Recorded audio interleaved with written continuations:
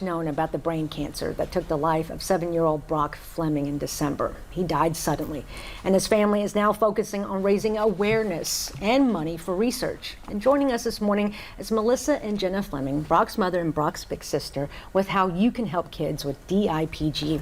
Welcome, ladies. Thank you for joining us. Thank you for having us. And so tell us, what is DIPG, first of all? So it's a rare aggressive brain tumor that's located in the pons, which is in the brain stem.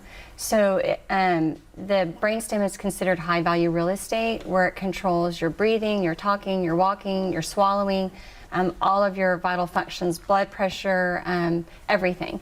And so because of where it's located, it's inoperable. And so right now they don't have a cure. There's things we can do. Brock had 33 treatments of radiation to help shrink it. Mm-hmm.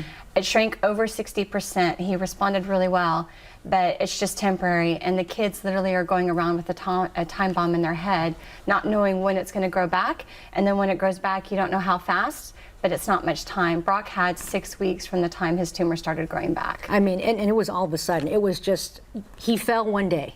Yes, he was out walking the dog with Jenna and with Daddy, and when he landed on his knuckles, so that was kind of a sign that that's not a normal way to brace yourself when you fall. Okay. We took him to treat him for a concussion, and then that's when we got an MRI and found out that he had the tumor.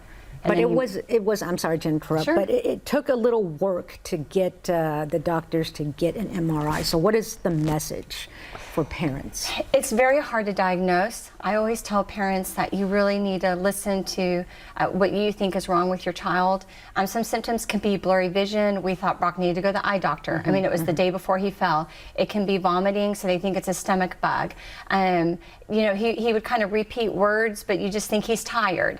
And so unfortunately, it really takes an incident like that where they're falling and they're hurt for it to be discovered. But if you're having those other symptoms, don't ignore them. Start seeking help right away and demand for them to keep investigating and figure out what's wrong with your child. Not all kids make it through radiation.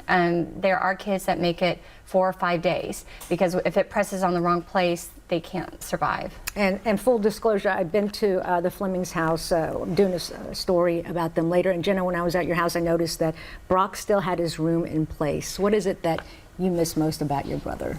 I don't know. I miss everything about him. Sure, sure. And Melissa, you know, many parents are out there probably wondering, how are you able to do this?